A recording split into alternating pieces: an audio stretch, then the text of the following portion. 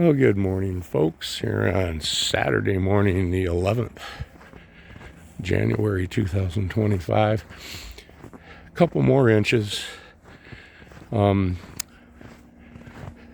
Take a look at the top of the buckets.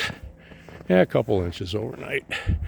Since Thursday morning, you can see on top of the AC right there, about 5. It's 14 degrees out, very little wind. See some squirrel tracks here, fresh ones. Let's start up the old Jeep Conestoga here, let it warm up. Hasn't ran in about 14 hours now. Squirrel up there playing in the treetop. Talk about a little ordinance that went into effect the first of the year about keeping your property sidewalks and so forth clear of snow. Talked about that in a minute. Fire this Jeep up. Not even near as cold as it's going to get, or as frosty. And of course, when you open up your doors of your vehicles, I don't care if you're driving a Maserati, if you're driving a Lambo, if you drive it in this weather, this is what your floorboard's going to look like. I have those WeatherTech mats. I take those out and blow them off, and they do protect the floor. I like to take care of this ride. It's the only one I'm going to have for quite a while. Right back. Okay, she fired right up. She's purring right along. I put a new battery in that vehicle in October. I've owned this vehicle since very early 2020. It's an 18. A lady owned it before I did, and only put 30,000 miles on it. Not even quite 27 and change. And so it's a darn good vehicle. Yeah, I put the battery in it. It was the first battery it's ever had. The original battery lasted from 2018 to 2024, the fall thereof.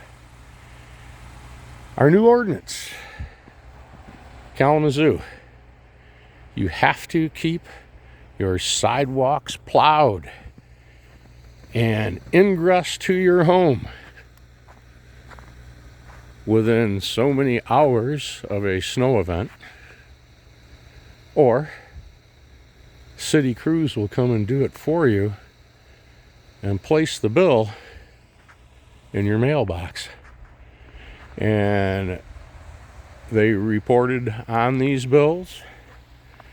They are out with crews right now shoveling people's sidewalks. Depending on the width of your property, the fine, I call it, because I think that's what it is. But the charges start at $50, first offense, and they go up from there. They come back after the next one, and you haven't done it again. I believe it goes to $150, or to $100, and then up to $150. Takes me less than 10 minutes to poke this out, and I'm not done with it yet. I'm going to do the approaches right here in my driveway and up here in my driveway a little bit, but I wanted to get this part done first. So they come up my street here in the next couple of hours. I don't have a little white envelope deposited in my mailbox. And I understand that some people will appeal this that may be mentally or physically handicapped and unable to shovel. I believe the city will point them in the direction of resources that they can attain, have people come over and provide that service for them at either no charge or very low charge. I'm going to finish this sidewalk going down here to my neighbors. The neighbor on the other end of the street there this morning came back, and he shoveled about 100 meters of the sidewalk. And I'm going to polish this off here in a couple of minutes. And I'm going to back off here and do my own driveway a bit. A couple of years ago, I had 3.5 feet stacked up here. and the plows had come by. I had to cut a channel through with a square flat shovel out here to the street so that people could even come in. You couldn't get in my driveway yet. I hadn't cut it out. So I cut a place in here that if the emergency services had to get through here, they could get through here. And that's not uncommon. And then around by goes a city scraper right there. City plow scraping.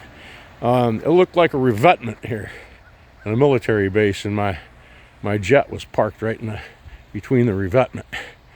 And that's what it looked like. And man, the snow would blow, and then all of a sudden it got warm.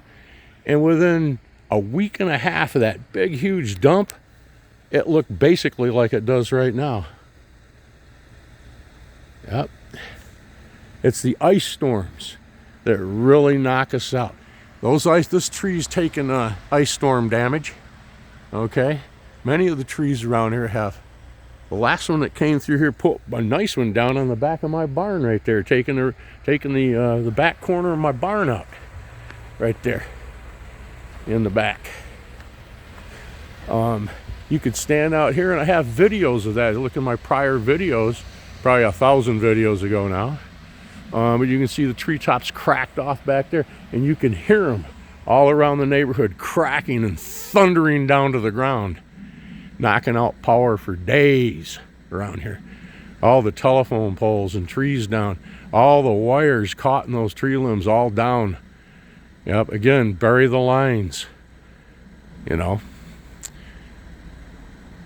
But that's the way it was, and it was just the time of year where you needed heat, but an extra blanket you'd make do. It wasn't so cold that your lines are going to freeze, your water lines are going to freeze, because then you get big trouble, huge trouble. You know, and for those the resources to have a nice generator, something hooked up, that can be a real good thing out here in this stuff. Shoveling's another good thing. Be careful when you shovel. Don't overdo it. Us old farts know the drill. Take it easy. Only pick up scoops of 60 or 70 pounds at a time. Or a little less than that if you're smaller stature. You should take it real easy. No 70-pound scoops, you know that. Another thing, I'm going to get out here and hit this with a little bit of melt.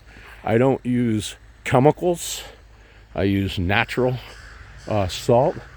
Being serenaded here by the crows. Moiterous. It's a moiter.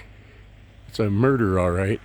Speaking of murder, see this line that's twisted around this cable right here, right above my head, goes right on over there to the top. It's power cable. All right. You're out here bopping along with your snow shovel. You touch that, or your roof rake. You've heard me talk about this before. All right. It's curtains. It's curtains, baby. A younger person out here with no experience, thinking they're going to go around and shovel sidewalks and everything. They're walking along and they have their, their roof rake up or whatever, and they touch that. It's a catastrophe. Okay? It's a catastrophe. So you have to be really careful out here in the wintertime or the summertime, whatever you're doing, carrying ladders or whatever around these damnable things right here. I hate to cuss about it, but these things are in my craw, and stoplights are in my craw. You hear me say many times, green does not mean go. Pause and look both directions before you go. Now, 6 times in my life, if I would have went when that light was green, I would have been killed. And 2 of those times, everybody in the vehicle with me, my son, my daughter, and my father. That was a high-speed chase by police officers down in Dayton, chasing some bad guy or bad person. and the light turned green, oh, there's a hawk just came in. All right? And he would have T-boned us and killed us all. So please look both ways before you go on green. That's what all the crows are here about. They're trying to chase this hawk out.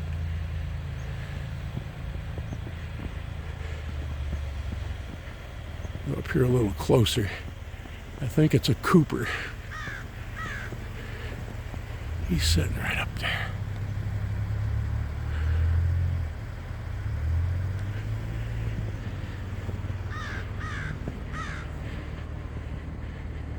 There he goes.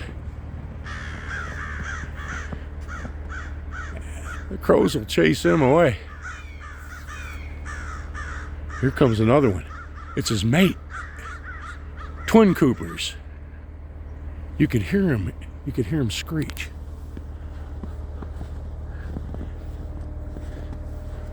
A breeding pair. I'd almost bet.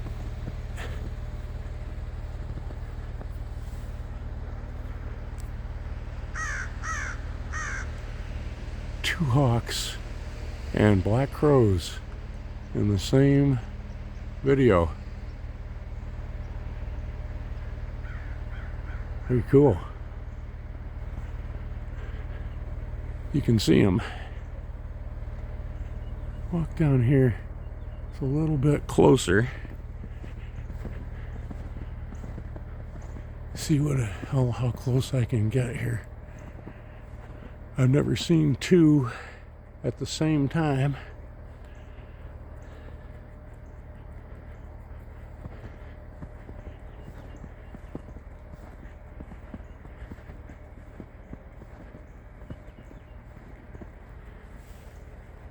All right, very cool. I'm going to end this one right now. We'll pick it up on the other side. Thanks for being with me. Got a little more shoveling to do. Thanks for subscribing. Pass the word along. I appreciate it. Have a blessed day.